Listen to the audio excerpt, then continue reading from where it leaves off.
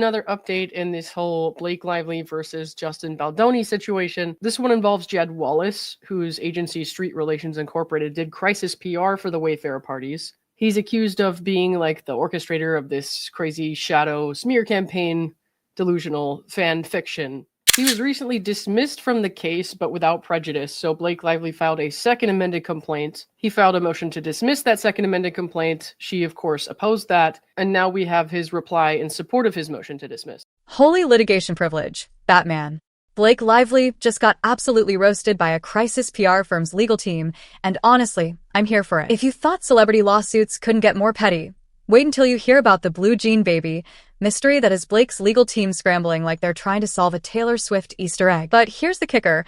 This isn't just about hurt feelings or bad PR anymore. We're talking about jurisdiction shopping, failed conspiracy theories, and legal arguments so thin they make tissue paper look bulletproof. Before we dive into this legal dumpster fire, smash that like button and hit subscribe because trust me, you're going to want to follow every twist in this Hollywood legal circus. And stick around until the end. I've got some thoughts on why this case might be dead in the water. Let me paint you the picture of what's happening here. Blake Lively is trying to sue Jed Wallace and his company Street Relations over what she calls a shadow smear campaign. Think of it like this.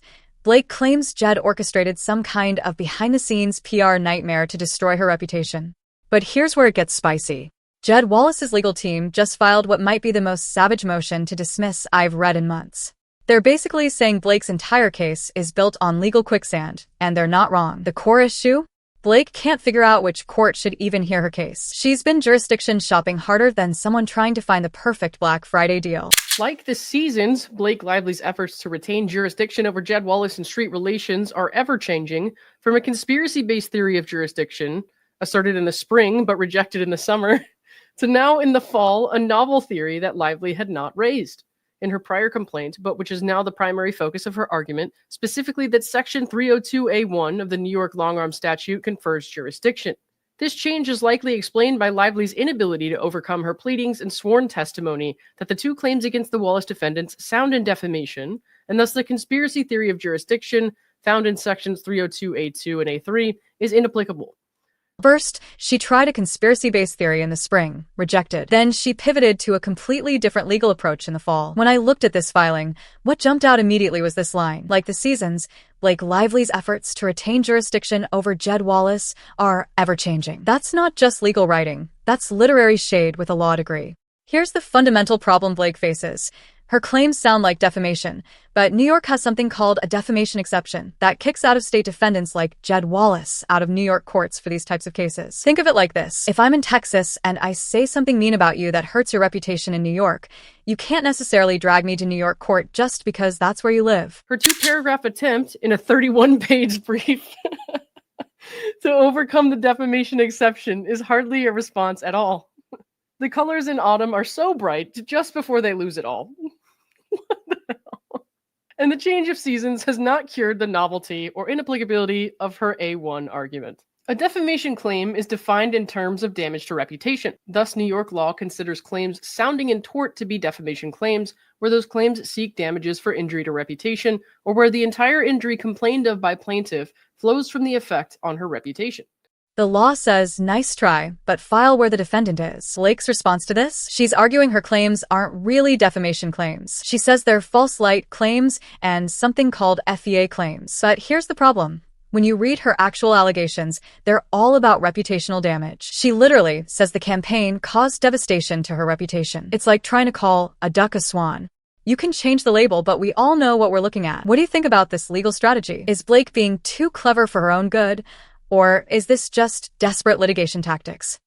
These are precisely the claims Lively alleges here. Specifically, Lively's claims against the Wallace defendants are founded on her assertion that they engaged in a retaliation campaign that created, seeded, manipulated, and advanced disparaging content about her. This alleged campaign, Lively asserts, caused devastation to her reputation. Drop your thoughts in the comments. The Wallace team isn't buying it for a second. They point out that Blake's own lawsuit says the defendants participated in a campaign to discredit and bury her reputationally. Those are her words, not theirs. Now Blake's trying a completely different approach. She's arguing that New York can claim jurisdiction because the alleged co-conspirators did business in New York. But this is where her case really falls apart. She's claiming that when Justin Baldoni and others came to New York for press events and the movie premiere, that somehow gives New York courts power over Jed Wallace in Texas. Further, Lively specifically alleges in her false light and FEHA claims that the Wallace defendants participated in a campaign to discredit and bury her reputationally and publicly made false and misleading disclosures that harmed her reputation.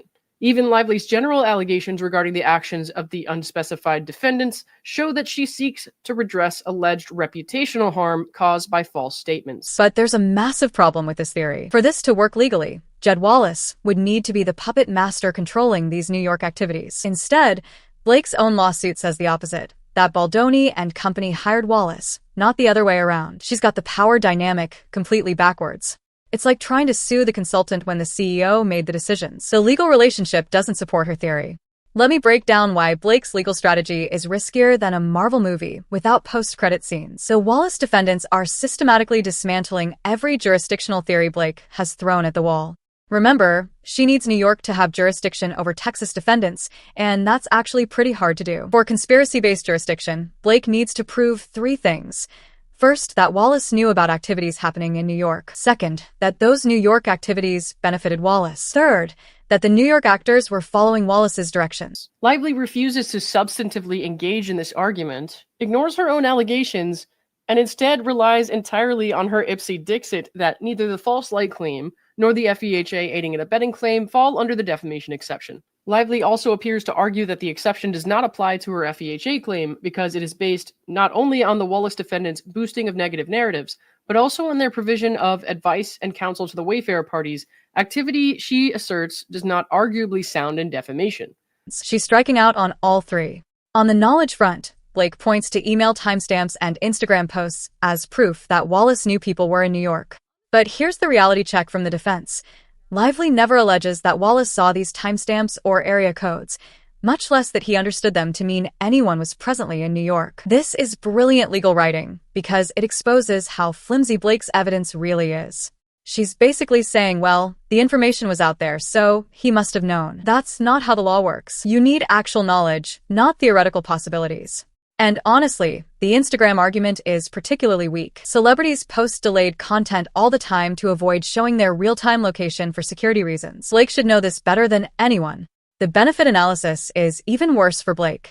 She received $90,000 from the alleged co-conspirators, but she can't show this money came from interstate commerce or that it represents substantial revenue for Wallace's business. Without that context, the number is meaningless. Could this backfire spectacularly? Absolutely. If Blake loses on jurisdiction, her entire case gets dismissed, and she might be on the hook for legal fees. Plus, every failed legal theory makes her look more desperate and less credible. The due process argument is particularly damaging. The defense argues that Wallace couldn't reasonably anticipate being sued in New York for activities he wasn't even aware were happening there. That's a fundamental fairness issue that courts take seriously. Here's what's really wild. Blake has been retreating from her original claims. The defense notes that she's quietly dropped the winky-faced emoji allegation from her previous complaint. When you're backing away from your own evidence, that's not a good sign.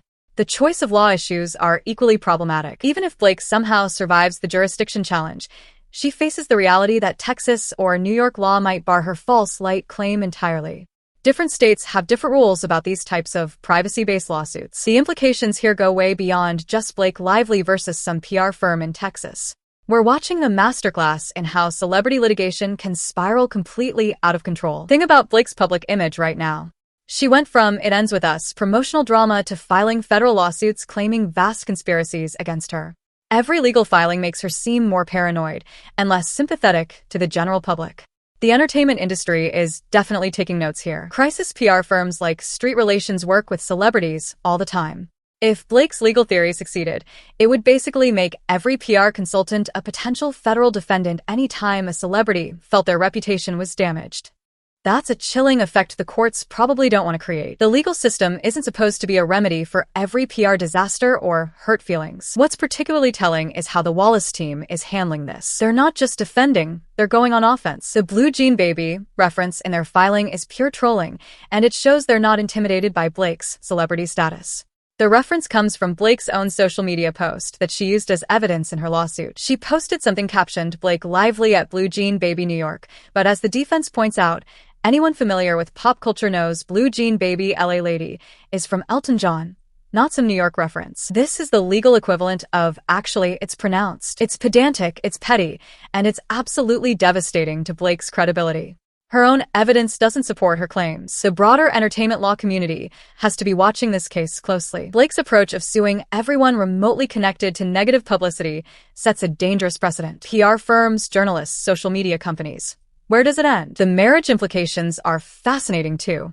This whole legal saga stems from Blake's work relationship with Justin Baldoni, but the public nature of these filings means every detail of their professional conflict becomes ammunition in the court of public opinion. Ryan Reynolds has been notably absent from this legal drama, which is probably the smart play. Getting involved would just create more headlines and potentially more liability. Here's my take after reading through all these filings.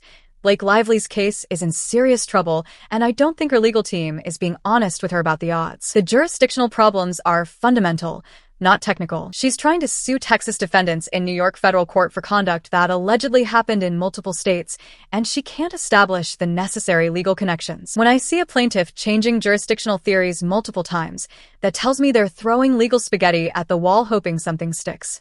That's not a winning strategy, that's desperation. The defamation exception issue is particularly fatal. Blake's claims are clearly about reputational harm, regardless of what legal labels she tries to attach. The substance matters more than the form, and the substance here screams defamation. What's really damaging is how the Wallace defendants are using Blake's own words against her. Every time she describes reputational damage or harm to her public image, she's strengthening their argument that this is really a defamation case in disguise. The conspiracy allegations are equally problematic. Blake needs to show coordinated wrongdoing, but her own pleadings suggest Wallace was hired to provide crisis management services. That's not conspiracy. That's just business. I think Blake's biggest strategic error was going federal instead of state court. Federal courts are less sympathetic to celebrity plaintiffs, and the jurisdictional requirements are stricter. She might have had better luck in California state court, but now she's locked into this federal litigation. The Wallace team's strategy is textbook.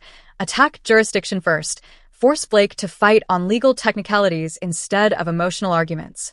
They're making this case about law, not sympathy, and that favors defendants. Could Blake still win? Theoretically, yes, but she'd need to survive multiple motions to dismiss, prove her jurisdictional theories, and then actually win on the merits. That's a lot of legal hurdles for questionable claims. My prediction? This case settles before it goes to trial, assuming Blake can even survive the jurisdiction challenges. The reputational damage from continued litigation might outweigh any potential victory. What do you think? Is Blake fighting a losing battle here, or does she have a secret legal weapon we haven't seen yet? Drop your predictions in the comments below. But here's the thing that really keeps me up at night about this case.